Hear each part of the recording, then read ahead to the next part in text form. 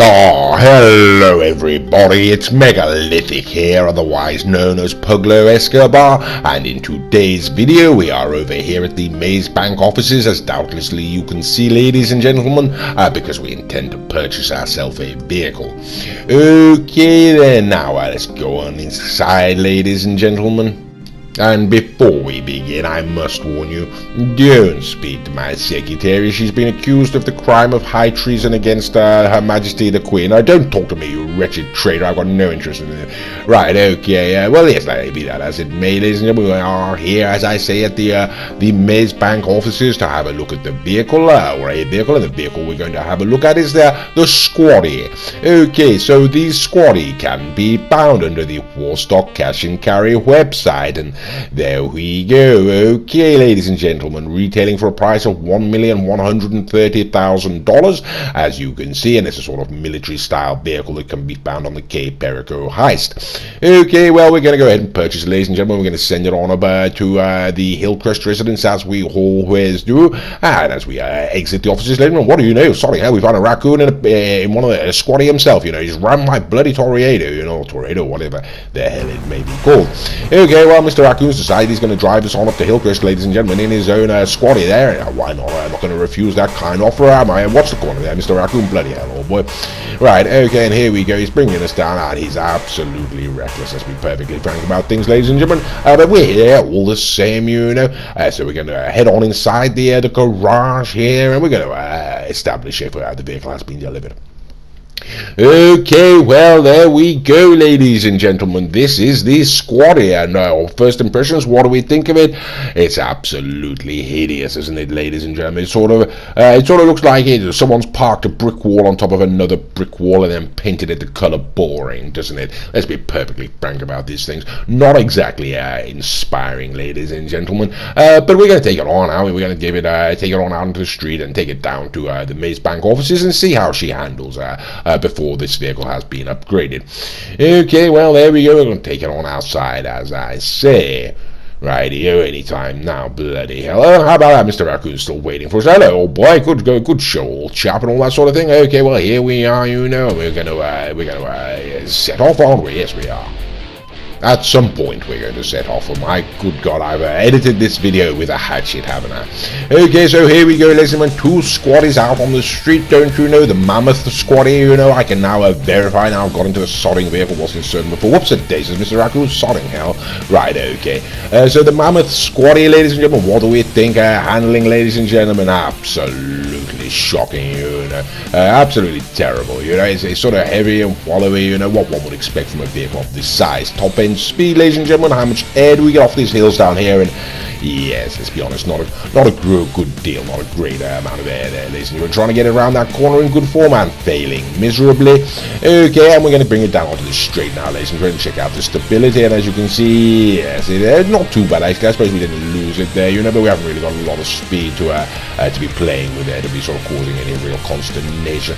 Top end speed, ladies and gentlemen, once again, as you can see coming down here, well, it's yes, let's be perfectly frank about things, ladies and gentlemen. It's not very good. It's sort of like riding on the shell of a giant tortoise as it slowly slides backwards down the side of a hill, you know. It's absolutely sort of decrepit, really, in terms of acceleration, ladies and gentlemen. Lacking. That's about the only way one could describe it.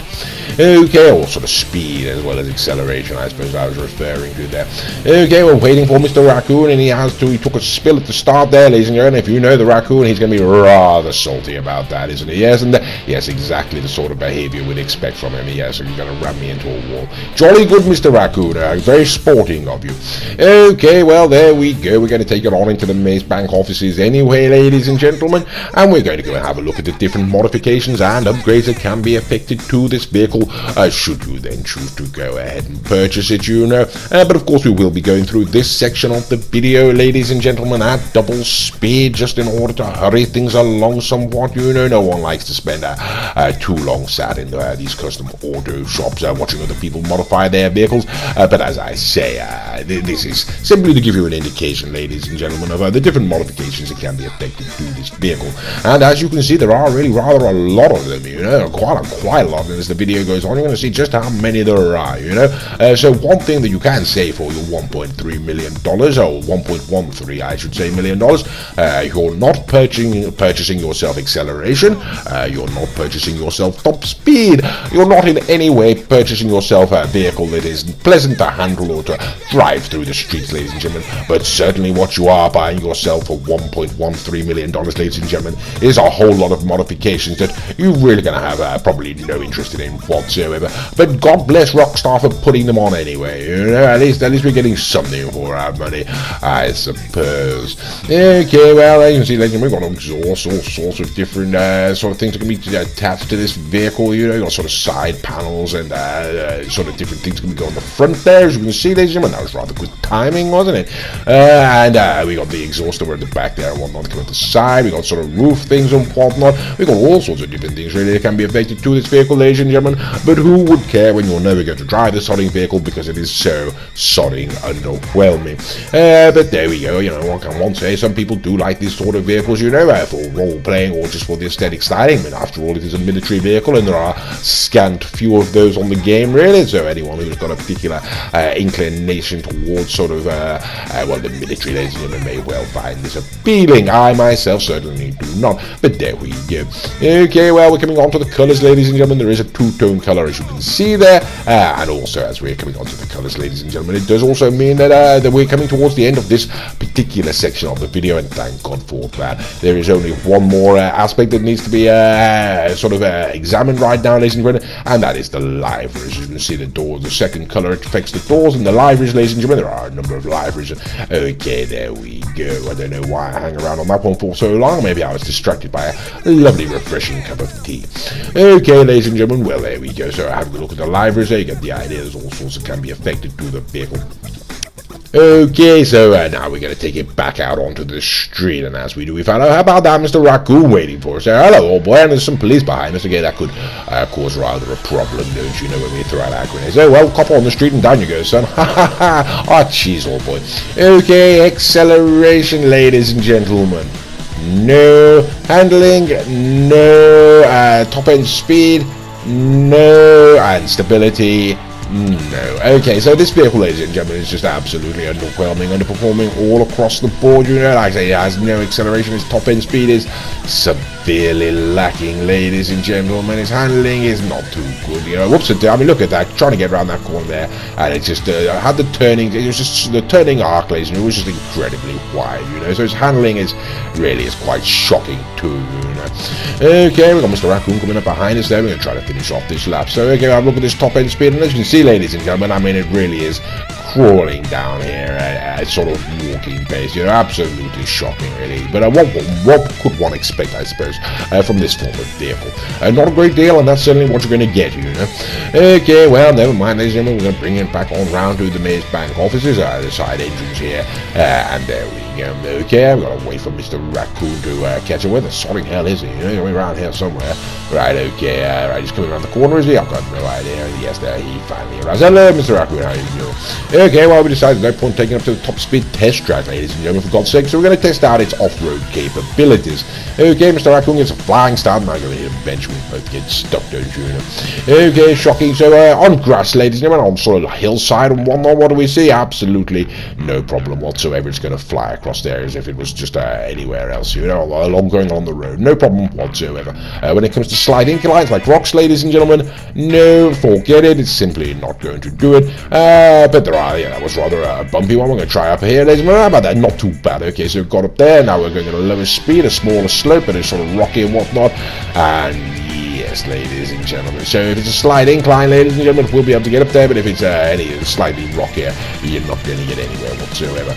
Okay, found out this as well. Rather interesting. By accident, ladies and gentlemen, splash into the water. No problem whatsoever. I think, well, how about that? You know, I wonder if I can actually. Whoops! This sodding thing, like I say, is absolutely wretched in terms of stability, ladies and gentlemen. But I can go in the water. You know, that's the question. How about that? It can. Sodding hell, right? Okay, because of those high exhausts on the back, ladies and gentlemen, the ones that reach up. Oh, hi there. It can sort of drive quite deep into the water. As long as those pipes aren't submerged, ladies and gentlemen, the vehicle can just continue as if it was driving on the land. And that's at least got something for it, ladies and gentlemen, at least something for it, you know.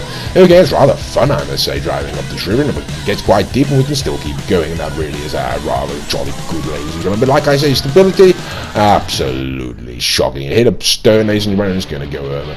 Well, we decided, well, Mr. Raccoon took a completely different route to me, just didn't fancy driving through the water, you know, and we're going to have a look at some more off-road action here, ladies and gentlemen. See, like I say, test out the capabilities of this vehicle, and yes, I mean, as you can see, ladies and gentlemen, this really is underwhelming and underperforming. You know, there are many other vehicles that can get. Oh, okay, right, there we go, got up finally. Right, so up to the very steep bit there, ladies and gentlemen, no good. Up the side bit, okay, not too bad. Okay, something slightly less sort of steep there, ladies and gentlemen, no problem whatsoever. We're going up the degree of inclination, ladies and gentlemen, a little bit steeper here, and yes, okay, so we sort of can get up there, although not every single time it would turn out. Okay, so yes, I'm afraid, ladies and gentlemen, oops, this is right. Okay, he's not going to be happy about that now, is he? Right, okay, yes, you're right, okay. So we can't really get up a great deal, but if it's these sort of areas we can, ladies and gentlemen, this isn't too bad, as long as it's, like I say, a slight slope, not too steep. One can sort of negotiate these things, but compared to other off-road vehicles, ladies and gentlemen, it really is severely lacking. Something very steep, ladies and gentlemen, on these lines, yes, not a solid chance. Even trying to give Mr. Raccoon a sort of boost there, it's simply not going to happen. It just hasn't got the power or the grip, the traction, ladies and gentlemen, to be able to get up something like that. Okay, well, never mind, ladies and gentlemen. We can take a look at it. What do we think of it, ladies and gentlemen? Well, let's be honest, it looks like it was created by a designer who simply hates form and beauty and despises the concept of eyesight itself.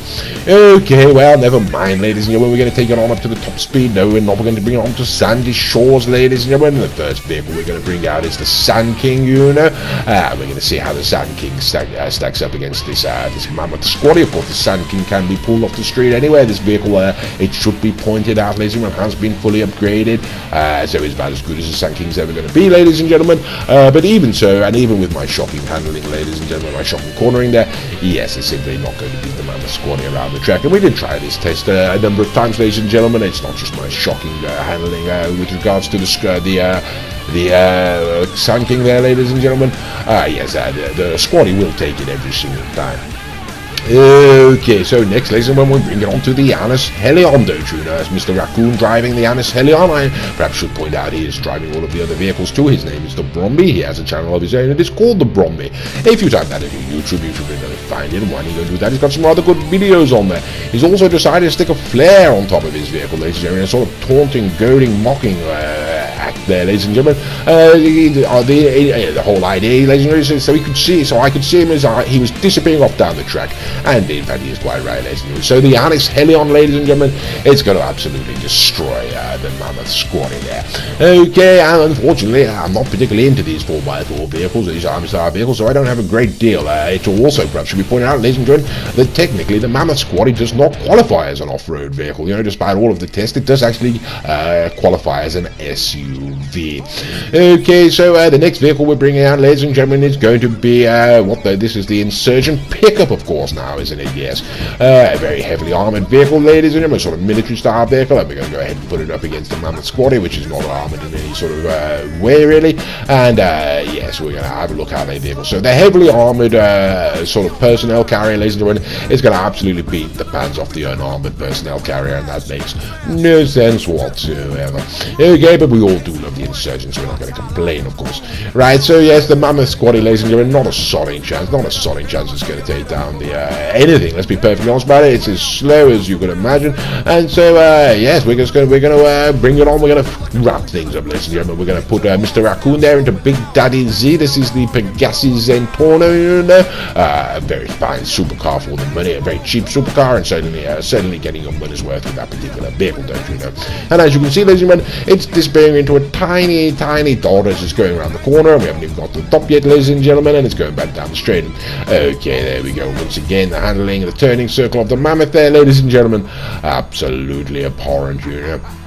Okay, and if you look at, there we go, so it's already crossed the line now, the Pegassi Zentorno, and we're not even halfway back down there, the back straight there, ladies and gentlemen. So yes, I mean, of course we are putting up an SUV, or off-road, depending on how you want to see it. It is an SUV, it should be pointed out, as I say.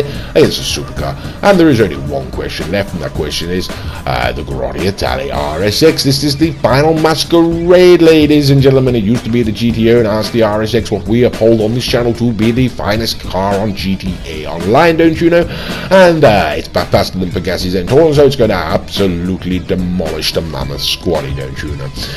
Okay, well, that's it, ladies and gentlemen. What can one say? Underwhelming, underperforming, all round not very good, ladies and gentlemen. Only $1.3 million, you may say, and I'd say it's not 1.3, it's only $1.1 million, but still, ladies and gentlemen, I'd say it's an extremely high asking price for such an underperforming vehicle. To be quite frank with you, I wouldn't pay $100,000, let alone $1 million for this particular vehicle, but there we go.